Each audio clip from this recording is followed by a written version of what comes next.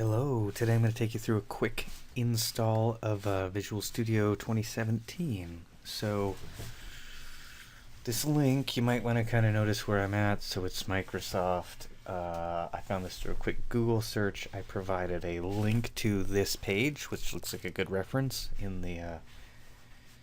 there's a link to it right next to where you saw this video. So I am going to download Visual Studio.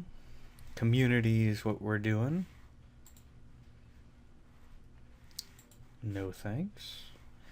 Save that file.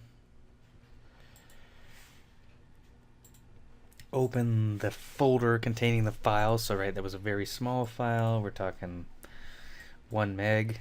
So it's an installer, so I'm going to double click that. Okay.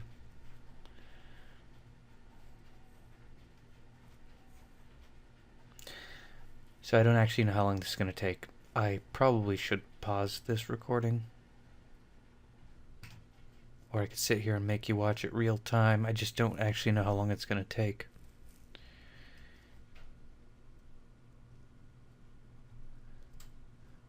So there's just one option that I want to check, and I think I'm going to get... Right, so I just don't know whether I should pause this or sit here. Okay, there we go. So what do you want?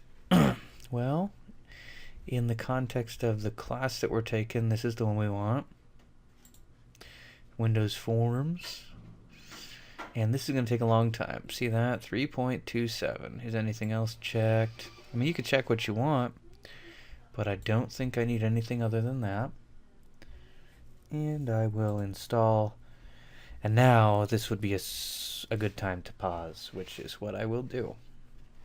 And I will see ya when I download 3 gigs of stuff. Alright, so you can see on my system clock, I stepped away, it didn't take me that long.